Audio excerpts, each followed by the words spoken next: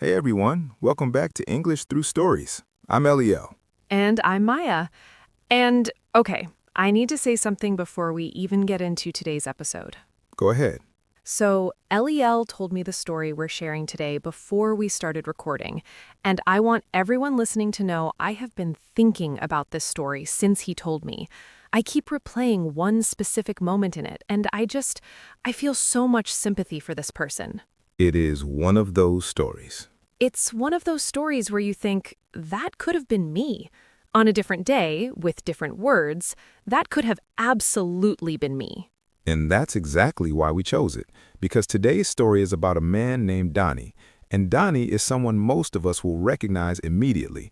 Hardworking, careful, trying his best in a new language, in a new workplace. And one morning, he sends a single email, a short email, an email he felt very good about, by the way. He was proud of that email. He was genuinely proud of it, and that email, those few sentences, created a situation that took weeks to recover from, not because Dani was careless, not because he didn't try, but because English did what English does sometimes. It hid something in plain sight. Okay, are you ready? I'm ready. I'm nervous, but I'm ready. His name was Dani Osei, 29 years old, originally from Accra, Ghana, and for the past 7 months, a junior project coordinator at a mid-sized consulting firm in Toronto called Meridian Group. Meridian Group had around 60 employees, 3 floors of an office building near King Street, and a particular culture that Dani had spent his first few months carefully studying. Not because he was calculating or strategic, but because Dani was the kind of person who believed that understanding the environment around him was the same as respecting it. He watched how people communicated with each other. He noticed which managers preferred email over phone calls. He learned that the head of operations, a woman named Patricia, liked meeting agendas sent 24 hours in advance, and that the informal rule about the fourth floor kitchen was, if you finish the coffee, you make the next pot. Nobody had told him these things. He had observed them. His English was genuinely strong. Back in Accra, he had studied at a school where most instruction was in English, and he had grown up reading widely, novels, newspapers, the backs of cereal boxes when nothing else was available, so his vocabulary was broad, and his grammar was careful. His colleagues often remarked that his written English was precise, almost elegant, one of them had said, which had pleased him quietly for several days. But written English in an academic setting and written English in a North American office are, as Dani was slowly discovering, 2 different creatures that happen to share a name. Office English had its own rhythms, its own shortcuts, its own invisible rules about how formal to be and when, and how casual was too casual, and which phrases sounded warm and which phrases sounded cold, even when they were technically correct. He was learning. He was always learning. On a Wednesday morning in October, a gray, drizzly morning of the kind that Toronto produces generously from September through May, Dani arrived at his desk at 8:45, opened his laptop, and found an email in his inbox from his manager, a man named Scott. Scott was 43, unhurried in his speech, and had a habit of sending emails that were so brief they sometimes felt like riddles. This particular email was 3 sentences long. It said, "Dani, the Henderson proposal is due Friday. I know you've been heads down on the Callaway project all week. Any chance you could take a look at the Henderson draft and give me your honest feedback by tomorrow morning?" Dani read it twice. He felt a small lift in his chest, the kind that comes when your manager trusts you with something real. He had read the Henderson draft 2 weeks earlier as part of a broader team review, and he had noticed several things that, in his opinion, could have been stronger. The executive summary was slightly vague. The pricing section used inconsistent formatting. There was a paragraph in the appendix that repeated almost word for word something said in the introduction. He had noticed all of this. He had said nothing because nobody had asked him. But now Scott was asking. Scott wanted his honest feedback. This was exactly the kind of opportunity Dani had been hoping for, to contribute meaningfully, to be useful, to show that he could see the detail as well as the big picture. He opened the draft, he read through it carefully, taking notes on a pad of paper beside his keyboard, just as he always did. Then he opened a new email and began to write. He spent 40 minutes on the response. He organized his feedback into clear points. He was specific. He included the exact page numbers and paragraph locations for each suggestion. He explained his reasoning. He was thorough without being excessive and direct without, he believed, being harsh.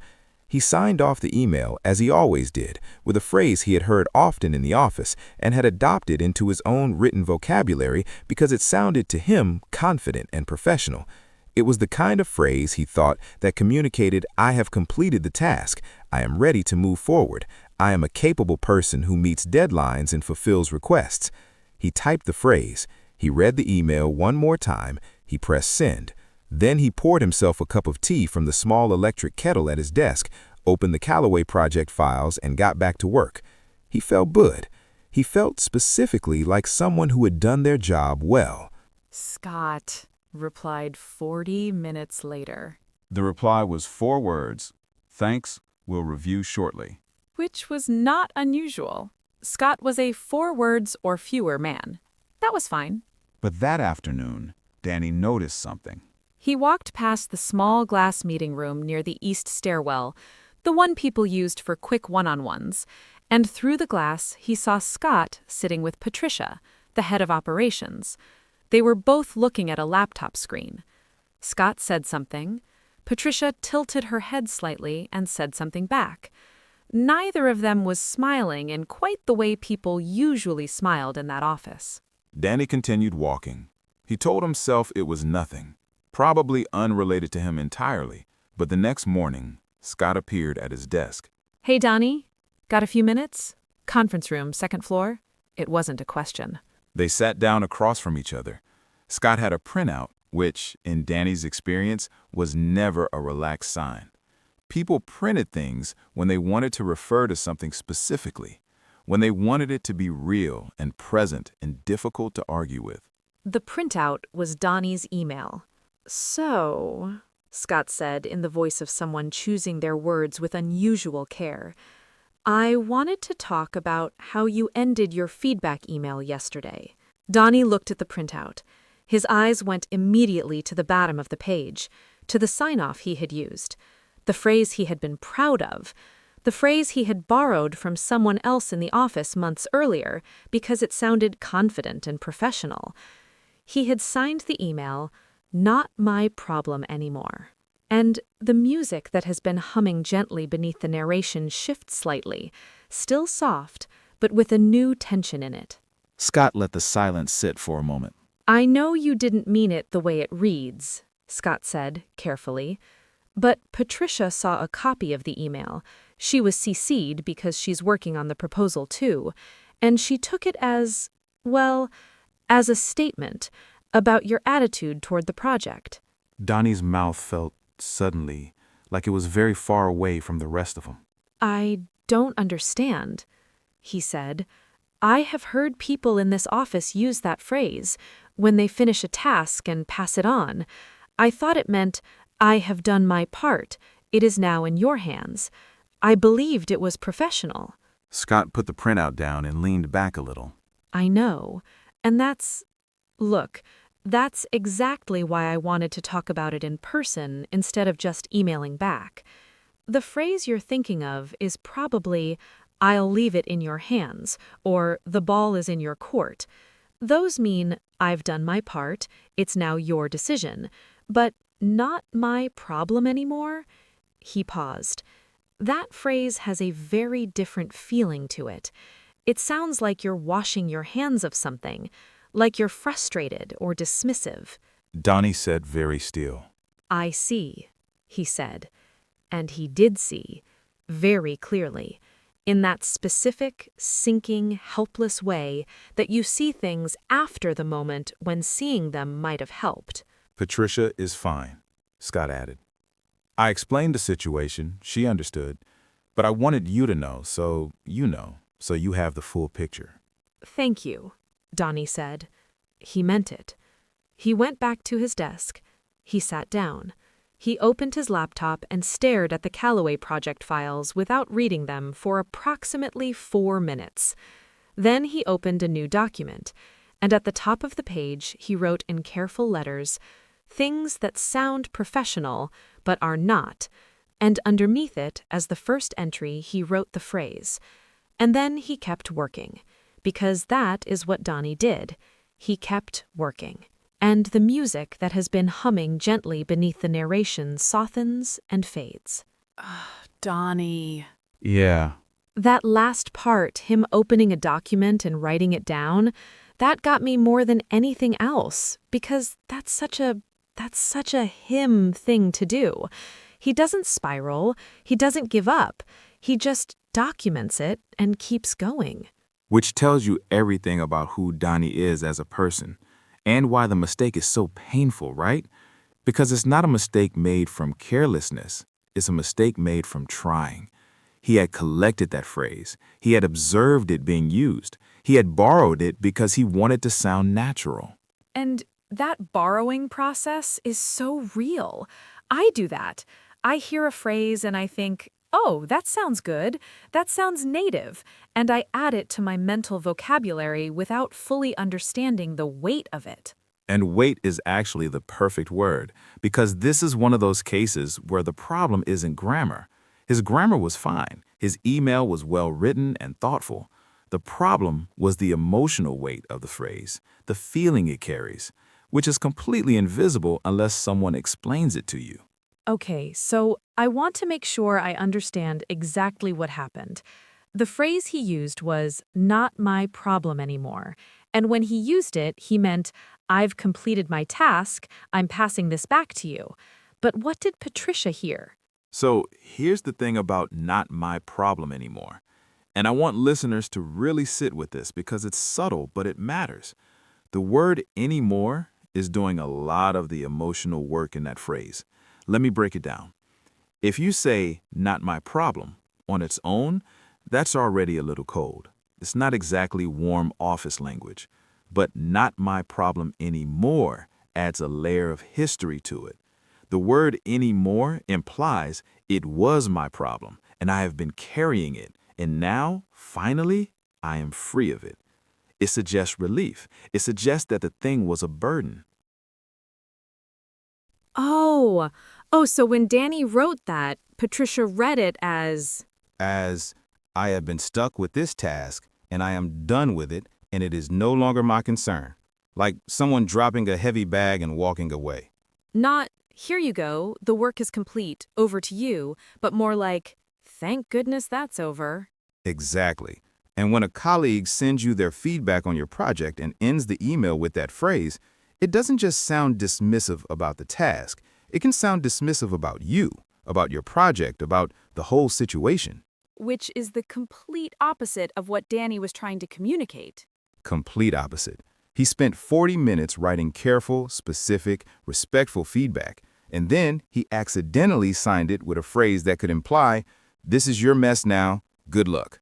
Okay, so let's talk about where this phrase actually comes from, because Dani said he heard someone in the office using it. Is this a phrase people do use?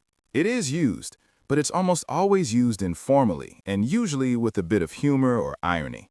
Like if a colleague finishes fixing a broken printer and says to you with a grin, "Not my problem anymore," that's funny. It's lighthearted. It means someone else dealt with this annoying thing and now I'm free. So it works in playful, casual moments. With people you know well, with the right facial expression, with the right relationship. Strip away all of that context, the humor, the casualness, the existing relationship, put it in a formal email to a manager and a senior colleague you're still building trust with, and the tone completely changes. So Dani saw someone use the phrase in its playful, casual context, but he didn't see all of that context, the relationship, the tone, the moment. He just saw the words.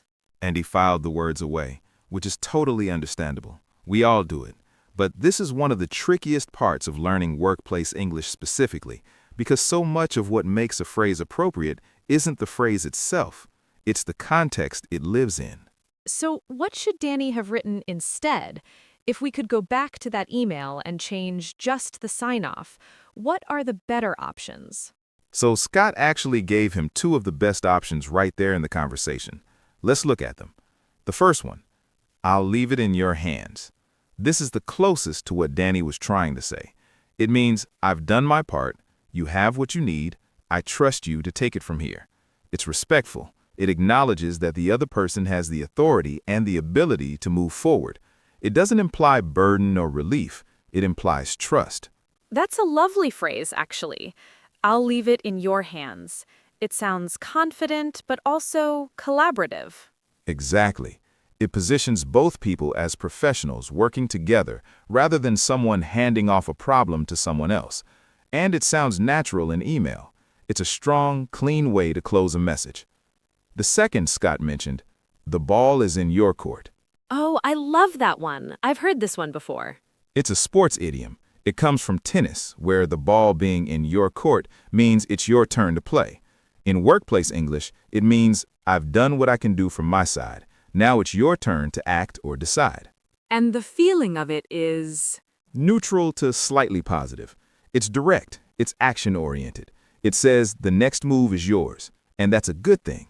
It's not pushy, it's not dismissive, it's just clear. So we have I'll leave it in your hands, which is warm and respectful, and the ball is in your court, which is more energetic and direct, but still professional. And there are a few more worth knowing. For example, please let me know if you have any questions. A classic. It sounds simple, but it does something important. It keeps the door open. It signals that you're still available, still engaged, still a partner in the work.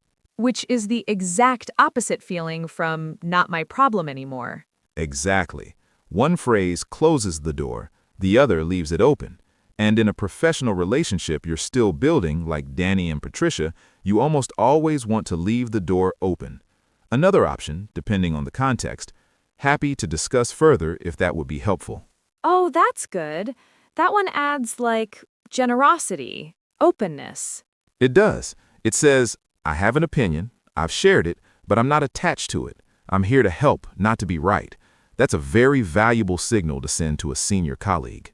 Okay, so let me just make sure I have this clearly, because I want listeners to be able to actually use these. So we have, I'll leave it in your hands, the ball is in your court, please let me know if you have any questions, and happy to discuss further if that would be helpful. All four are solid. All four are appropriate in professional email. And here's a small tip for choosing between them. The more formal or new the relationship, the warmer and more open-ended your sign-off should be. With Patricia, someone senior, someone Dani was still building a relationship with, please let me know if you have any questions or happy to discuss further would have been perfect. They're respectful, they're generous, they leave room for dialogue. And the ball is in your court, would that have been okay? It would have been fine, yes. Slightly more casual, but still professional. With a manager like Scott, who already had a good relationship with Dani, totally appropriate. With Patricia, someone more senior and less familiar, maybe slightly too casual. But honestly, not problematic. The problematic one was only not my problem anymore.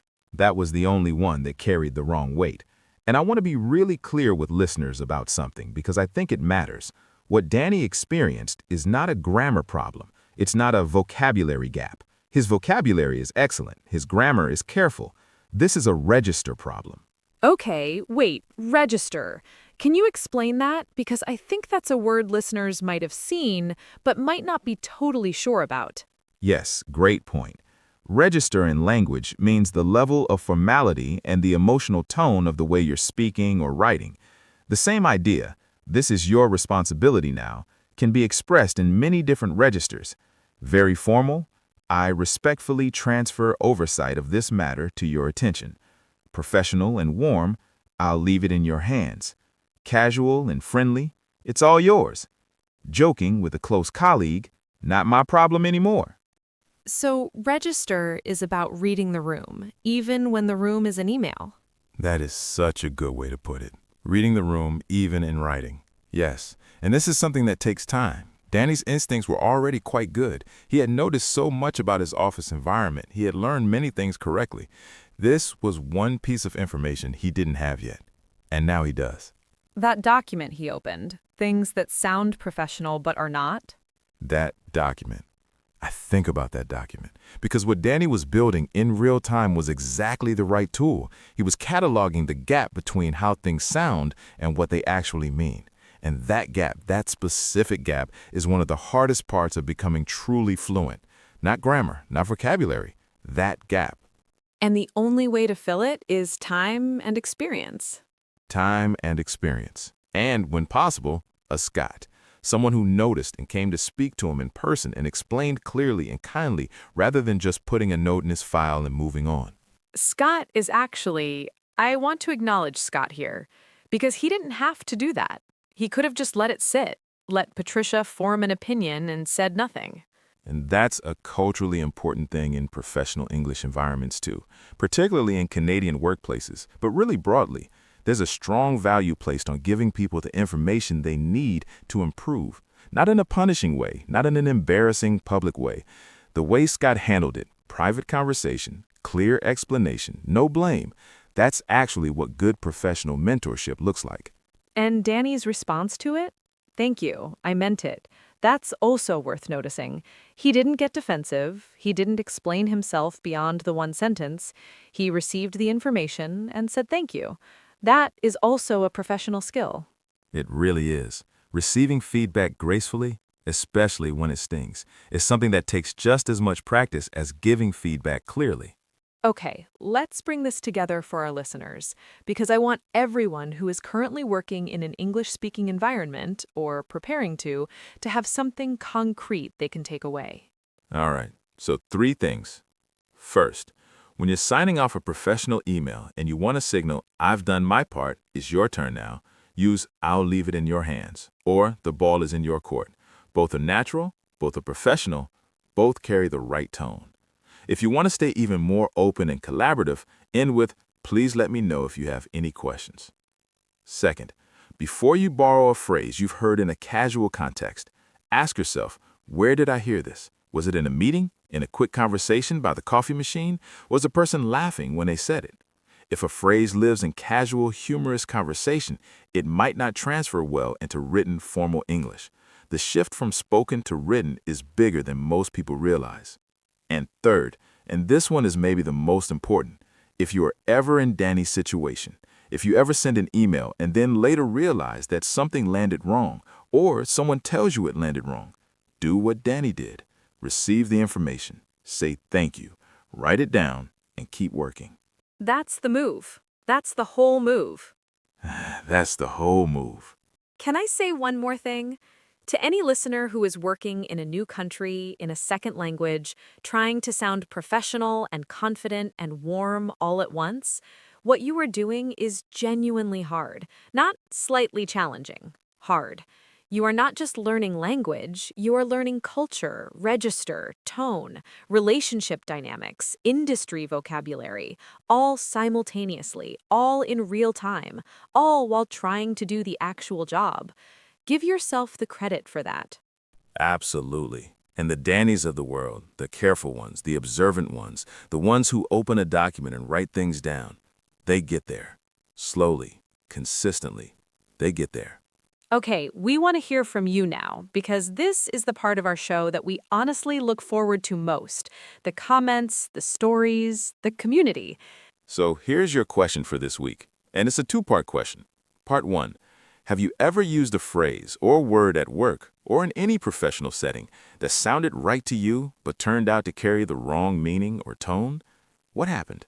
And part 2, this one's a little more practical. What phrase do you want to use in your English workplace, but you're not completely sure is appropriate? Leave it in the comments, and we'll answer as many as we can. Because if you're wondering about a phrase, I can guarantee at least 100 other people listening right now are wondering about the same one. The comment section on this channel is genuinely one of the warmest places on the internet, and I mean that without any exaggeration. Come join us there. And one last thing, Dani, wherever you are, your feedback on the Henderson proposal was thoughtful and thorough and excellent. The sign-off was one sentence out of many, and now you know. You know, and knowing is everything. All right, that's our episode. Thank you so much for being here with us today. Keep going, keep writing, and if you're ever in doubt, always, always leave the door open. See you next week. See you next week.